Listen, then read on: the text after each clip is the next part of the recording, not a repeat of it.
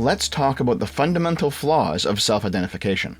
You might think we covered this topic in my previous video, Are Trans Women Actually Women? And we did cover some parts of it, but that was a more academic look at the discussion, while this will be a more colloquial one. And to be honest, looking back on it, I fumbled a couple of bits near the end, so I'm going to take a second swing at it. If, for some reason, you decided to make the terrible decision to wade into the trans activism side of the internet, you would discover that there's an ongoing civil war in their community. They've divided up into two ideological camps, and they've been fighting, not so much in the streets, this is an intellectual battle, over the future of trans activism. The first camp is the trans medicalists. They believe that being trans is a mental issue. In their view, some people have a mental illness, known as gender dysphoria, or gender identity disorder. These people describe a deep sense of unease and distress at their own sex. Therefore, being trans is a medical issue that should be treated like any other illness. And trans activism is a form of medical activism, like disability activism, or activism for people who are survivors of cancer or who suffer from PTSD, that sort of thing. Sometimes gender dysphoria goes away on its own after puberty ends, but sometimes it doesn't, and if it's left alone, it tends to cause depression, anxiety, eating disorders, and increased suicidality in patients. Moreover, unlike other types of body dysmorphia, which have seen at least some success with psychotherapy, the most successful treatment we've discovered for persistent and severe gender dysphoria so far is transitioning, the cross-dressing, the hormones, and in some cases surgery. Because of all of this, the moral underpinning of trans activism for the trans medicalist is based in care and harm, like it is for any medical treatment. Doctors should do these things when necessary, not because the treatment is itself good in a vacuum, but because it treats something that's bad. The second camp are the too cutes. Too cute trans activism heavily disagrees with trans medicalism, to the point that they view trans medicalists as transphobic, derisively calling them true scum. The term true scum comes from, in their view, trans medicalists are gatekeeping the trans community only for the true trans people, making them scum, hence true scum. The too cutes believe that suffering from gender dysphoria is not necessary to be a trans person, and the medicalization of their identity is a form of bigotry. To the too cutes, the only thing necessary to be trans is to self-identify as trans. And trans activism, therefore, is not a form of medical activism, but rather a form of alternate lifestyle activism, like being gay is. In other words, to them being trans isn't anything medical, it's just another value-neutral preference, like preferring to date members of the same sex. And the only reason you would disagree with them is bigotry. Because of all of this, the moral underpinning for trans activism for the too cute crowd is based not in care and harm, but in liberty and oppression. To them, individuals should be free to do whatever they want, even if that means being free to be the other gender. And restricting access to transitioning to only people who have a medical reason to do so is restricting individual freedom to do what you want to do with your own body. In this way, transitioning is not a medical treatment for a mental illness. Instead, it's like any other form of cosmetic body modification, like tattoos or implants or Botox. Considering that you and I are probably outsiders to the trans community, it should come as no surprise to you that in the trans activist civil war, it's the too cutes who have won and held cultural power within trans spaces for the past 5 years, leading to a lot of the self-identification insanity that's been bleeding out across the internet ever since. And it should also come as no surprise to you, but of these two camps, it's my personal view that the trans medicalists are the only ones who make any actual sense, which sucks because they lost. And surely we've all seen that trans insanity, right? We all remember the "it is ma'am" person demanding that a worker at GameStop refer to them as a woman, despite being very masculine. Excuse me, it's ma'am. It is ma'am. Or Jessica Yaniv, who demanded that an all-woman spa wax their balls because they self-ID'd as a woman. There is no shortage of people who are like this, who get into some public altercation where they get misgendered, and then cause a big stink on camera, hoping to go viral as the next victim of a hate crime. And you call me a sir? I'm not a sir. I'm a ma'am. I'm a sir. I'm a ma'am. Get out. I'm a ma'am. I made a previous video titled The Mott and Bailey of Trans Activism, where I described how trans activists, and to be clear, these are too cutes I was talking about in that video, use the moral weight of the trans medicalist position to make the claim that respecting somebody's pronouns, or their self-identification, is a form of harm reduction.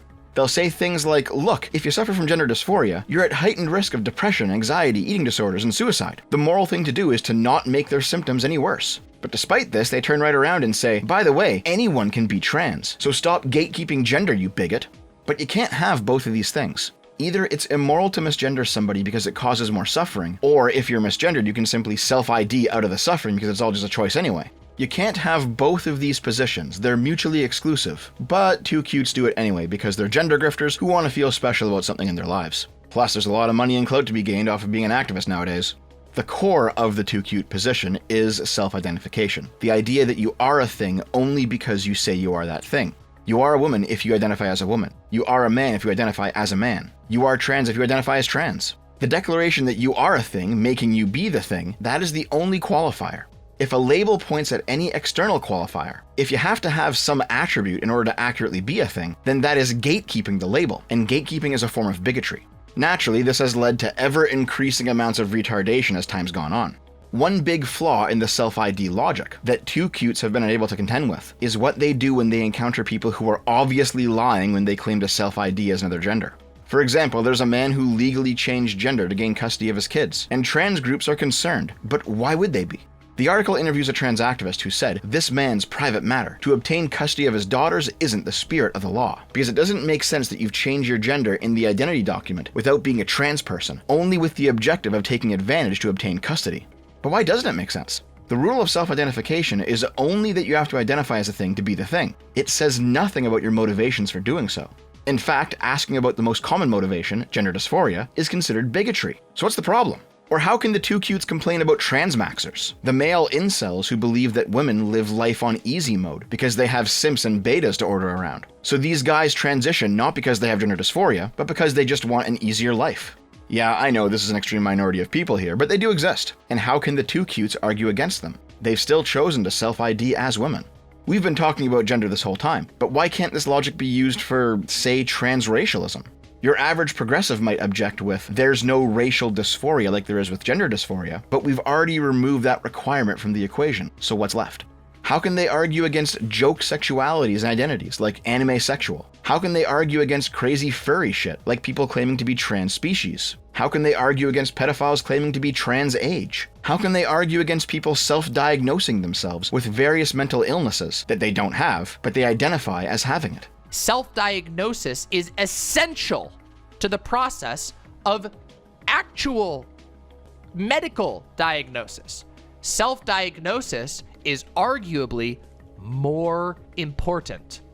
A world in which only doctors can make declarations about your well-being is a world of asylums and gatekeeping.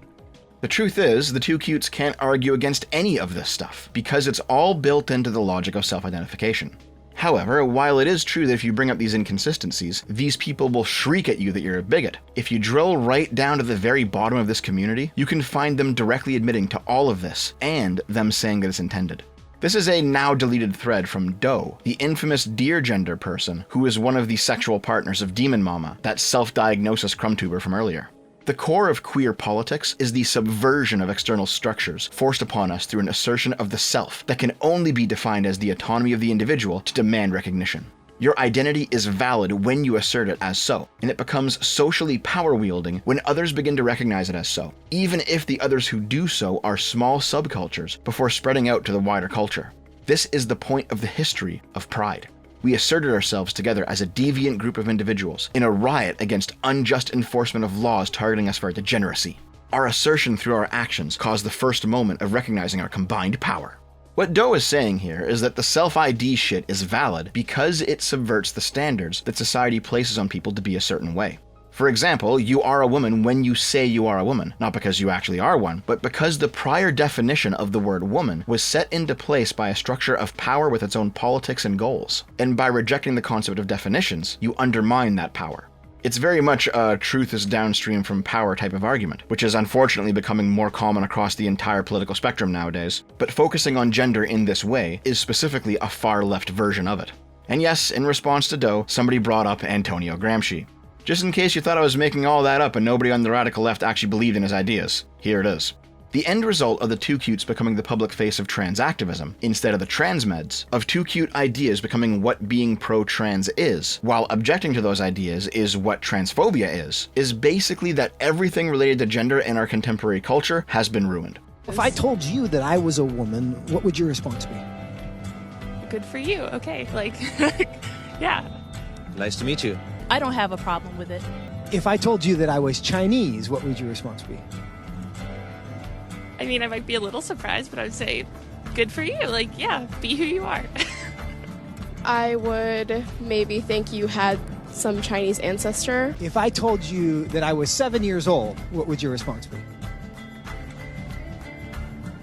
if you feel 7 at heart, then then so be it. Yeah, good for you. The radical feminists, the old vanguard of the left, claim that trans women are male infiltrators into female spaces, and that trans activism is ruining what it is to be a woman. A cis woman, not a trans woman, a biological female. This opinion was considered progressive 15 years ago when I was taking Intro to Gender Studies back at university, but it's now considered a transphobic, bigoted, reactionary, fascist viewpoint to insist that the label of woman has any attached qualities that must be present before somebody can legitimately call themselves a woman. But beyond how women are being affected, legitimate transsexuals, people who actually do suffer from gender dysphoria, people for whom this isn't just an intellectual conversation or an internet LARP, those people are also suffering too. This was posted by a trans acquaintance of mine on this topic. The two cutes are plain evil. They make this huge spiel about transphobia this and transphobia that, but they openly admit they don't care about actual transsexuals. Our illness has been colonized by these people. She's talking in response to an activist who basically said that the self-ID position is politically correct, and therefore the experiences of those who suffer from gender dysphoria just aren't worth talking about or considering. The effect of this position bears out in the data as well. When the self-ID view of what being trans is took over from the medical view of it, trans acceptance began to decline among the general population.